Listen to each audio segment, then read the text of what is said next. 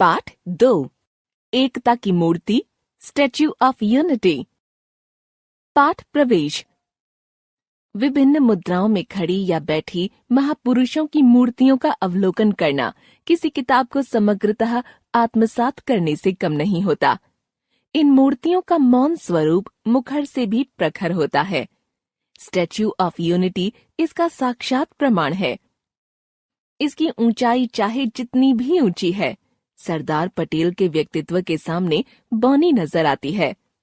प्रतिभा, सरिता, अर्चना, नकुल, विहान और नसीम विद्यालय के मैदान में बैठकर बातचीत कर रहे हैं। वे छुट्टियों के बाद आज मिले हैं। सभी एक दूसरे की छुट्टियों के विषय में जानना चाहते हैं। सरिता: प्रतिभा, तुम गुजरात से कब वापस आई? प्रतिभा: तुम्हें कैसे पता चला कि मैं गुजरात गई थी? परसों मॉल में तुम्हारी दादी जी मिली थी, उन्होंने बताया। हाँ, कल ही आए थे। मैं तुम्हें अपनी एक रोचक यात्रा के बारे में बताती हूँ। हम नाना जी के साथ स्टैच्यू ऑफ यूनिटी देखने गए थे। अर्चना: क्या ये मुंबई में है? अरे नहीं, ये तो गुजरात में है। असीम: गुजरात में कहाँ? यह गुजरात में भरूच के निकट नर्मदा जिले में सन 2018 में बनाया गया। असल में यह सरदार सरोवर बांध से 3.2 किलोमीटर की दूरी पर साधु बेट नामक स्थान पर है, जो कि नर्मदा नदी पर एक टापू है। स्टैच्यू ऑफ यूनिटी से नर्मदा का नजारा साफ साफ दिखाई देता है। अच्छा, उसके बारे में विस्तार से बताओ। Statue of unity Sardar Vallabh भाई पटेल की 182 मीटर 597 फुट ऊंची मूर्ति है। आधार सहित तो इसकी कुल ऊंचाई 208 मीटर 682 फुट है। इतनी बड़ी मूर्ति को बनाने में तो बहुत समय और पैसा खर्च हुआ होगा। क्या तुमने इसके बारे में जानकारी प्राप्त की? हाँ अर्चना, नाना जी ने बताया कि प्रारंभ में इस परियोजना की कुल लागत भारत सरकार द्वारा लगभग 3001 करोड़ रुपए रखी गई थी। लार्सन एंड टूब्रो ने अक्टूबर 2014 में सबसे कम 2989 करोड़ 436.39 मिलियन डॉलर की बोली लगाई, जिसमें निर्माण और रखरखाव दोनों शामिल था। यह मूर्ति इस्पात सांचे, कंक्रीट तथा कांस्य लेप से युक्त है। अच्छा। नसीम: देश के लिए सरदार वल्लभ भाई पटेल का क्या योगदान था? नसीम: वे स्वाधीन भारत के प्रथम उप प्रधानमंत्री और गृह मंत्री थे। साथ साथ सरदार पटेल भारत की एकता के शिल्पी और एक सच्चे धर्मनिरपेक्ष सेकुलर राष्ट्रवादी नेता थे। भारतीय इतिहास तथा संस्कृति के प्रति उनकी गहरी आस्था थी। आजादी की नींव को पक्का करने का श्रेय उन्हीं को जाता है। सरदार पटेल की कड़ी मेहनत और लगन का ही परिणाम है कि आज हम अखंड भारत देख रहे हैं।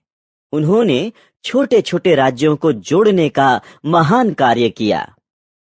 अच्छा, क्या भारत में अनेक राज्य थे? हाँ, भारत जब आजाद हुआ तो वहाँ 562 के लगभग छोटे छोटे राज्य थे।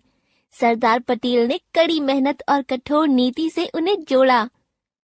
फिर तो यह एकता की मूर्ति स्टैच्यू ऑफ यूनिटी अखंड भारत के प्रणेता सरदार वल्लभ भाई पटेल को राष्ट्र की सच्ची श्रद्धांजलि है।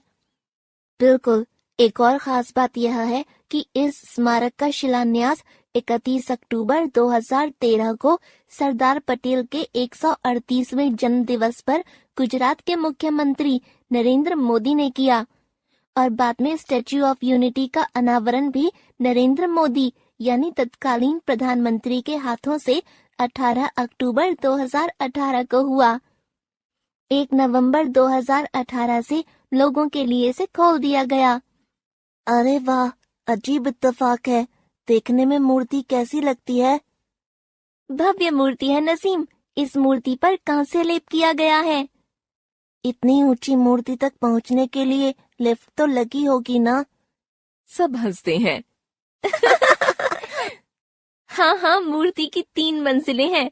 प्रदर्शनी फ्लोर, छज्जा और छत शामिल है। छत पर उपवन, विशाल संग्रहालय तथा प्रदर्शनी हॉल है, जिसमें सरदार पटेल के जीवन तथा योगदानों को दर्शाया गया है। यहाँ नदी से 500 फुट ऊंचा परिदर्शक मंच ऑब्जर्वर डेक बना है, जिसमें एक साथ 200 लोग मूर्ति को देख सकते हैं और वहाँ नाव से कुल 5 मिनट में मूर्ति तक पहुँचा जा सकता है।